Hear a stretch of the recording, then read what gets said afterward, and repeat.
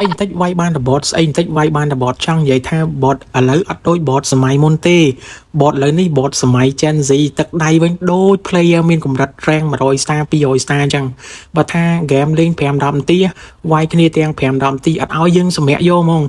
ហើយចេះ invert burst ចេះ go burst ស៊ី total white lord rotate ជួយ lane មកឆ្ងាញ់ហើយ bot គេហ្នឹងគេអត់មានចេះទុក lane ចោលឲ្យយើងបុកស្រួលយកឈ្នះទេអត់ដូច player យើងទេ player យើងល្មមបើថាបាក់ lane ហ្នឹងគឺ lane ហ្នឹងដល់ lane ទប់អីណាទប់ទៅ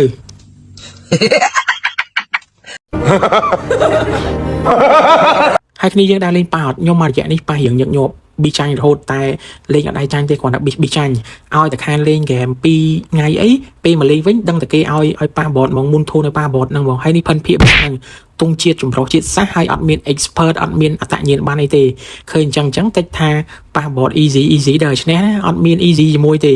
ហើយគ្នាយើងធ្លាប់លេងប៉ះបតគីឡូ100 200 star អញ្ចឹងដែរអត់ជួយ comment ប្រាប់ពីអារម្មណ៍ដែលធ្លាប់ជួបផងខ្ញុំនេះបែកញើសខ្ចាយឲ្យតែលេងប៉ះបតហ្នឹង